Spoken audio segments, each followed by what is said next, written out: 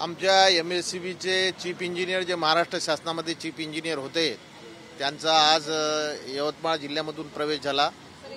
वाशिम जिल्ह्यामधून वंचित आघाडीचे BSPचे व काही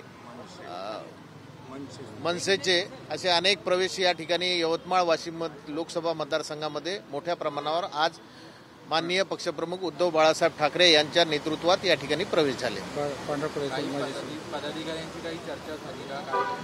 नाही, साहेबांवर सर्व लोकांचा विश्वास आहे। सर्व जाती धर्माच्या लोकांचा ओढा माननीय पक्षप्रमुख उद्धव ठाकरे साहेबांवर मोठ्या प्रमाणात या ठिकाणी विश्वास बसलेला आहे। म्हणून सर्व जाती धर्माचे लोक या महाराष्ट्रातले आमच्या यवतमाळ वाशिमचे प्रामुख्याने या ठिकाणी प्रवेशाच्या निमित्तानं आज आलो होतो आणि साहेबांनी आम्हाला मार्गदर्शन केलं आणि त्या निमित्तानं आता आम्ही पक्षाचं संघटन पक्ष बळकट करण्याच्या दृष्टिकोनातून आम्ही प्रामाणिकपणे सर्वजण या ठिकाणी कामाला लागतो। आणखी एक महत्त्वाची गोष्ट, तुम्ही लोकसभेचे उमेदवार असल्याची सुद्धा चर्चा आहे। नाही, लोकसभेचा अजून वाटाघाटी चालू आहे आणि काँग्रेस राष्ट्रवादी पवार साहेब आणि उद्धव साहेब हे बसतील आणि प्रकाश आंबेडकर साहेबांसोबत सुद्धा चर्चा चालू आहे।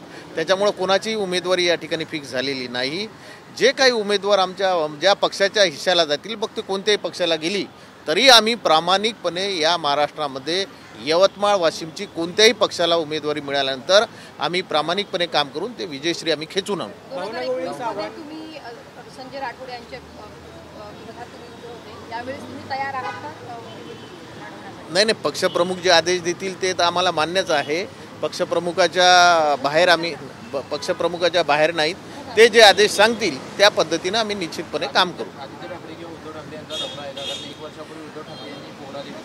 हो, पौरादेवीला उद्धव साहेब आले होते, दिग्रसला सुद्धा आले होते आणि दिग्रसमध्ये सुद्धा त्यांची जाहीर सभा झाली होती।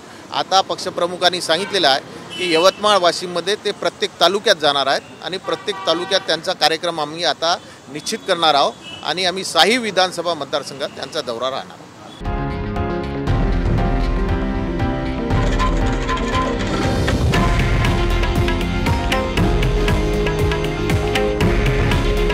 हे आहे देशातील नंबर 1 न्यूज नेटवर्क आणि आपण पाहत आहात TV9 मराठी। काळजी तुमची, हित महाराष्ट्राचं।